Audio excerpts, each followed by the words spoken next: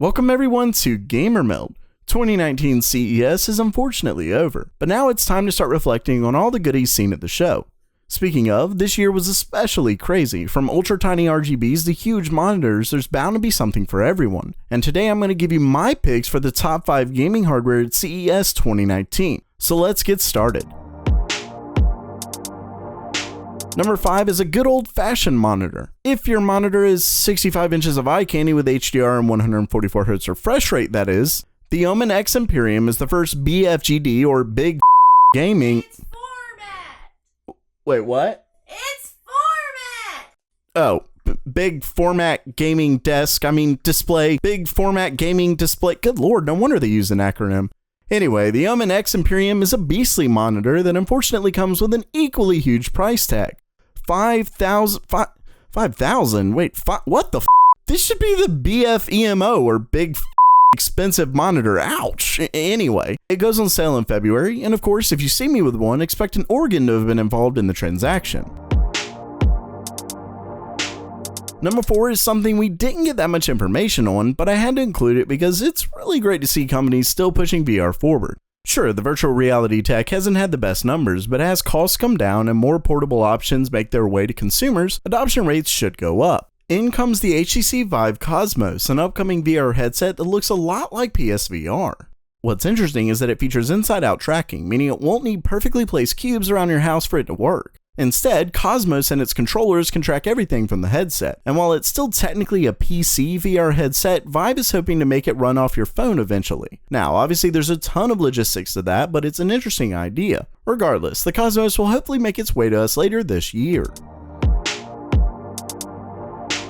The third best piece of gaming hardware at CES 2019 is the Zeus Mothership, and it's pretty alien. Ugh. That was bad, I'm sorry. Still, it's a laptop, tablet, hybrid thing from Asus that's taken what Nintendo did with the Switch and made it their own pretty compelling offering. It's a 144Hz G-Sync laptop with a supposedly overclocked RX 2080 GPU and i9-8950HK CPU, up to 64GB of memory. Basically, it's got the highest in specs, but that isn't the cool part. What's interesting is that you're able to remove the keyboard and trackpad to make it a real tablet or flip the kickstand up for a desktop experience.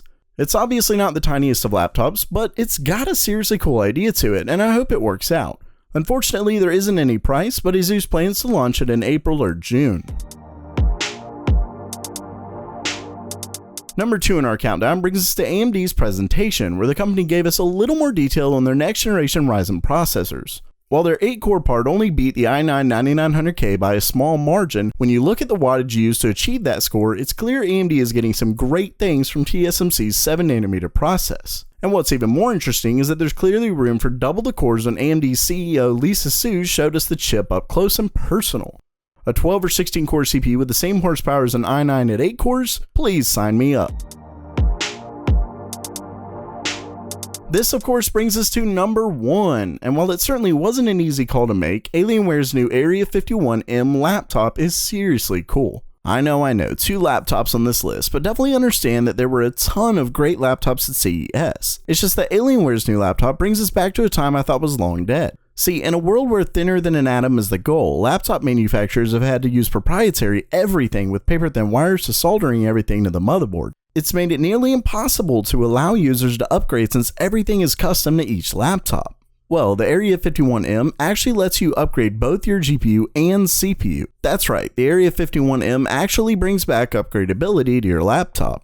Unfortunately, the GPU is proprietary and Alienware isn't sure if they'll be able to offer next generation GPUs, but that's just because they don't know how well it'll sell. Let's just hope it does. The Area 51 goes on sale January 29th, and it starts at $2,549. So while that does it for today, what was your favorite piece of tech at CES? Let me know down in the comments below. And if you liked the video, please don't forget to subscribe for more gaming hardware news and reviews. And as always, have a great day.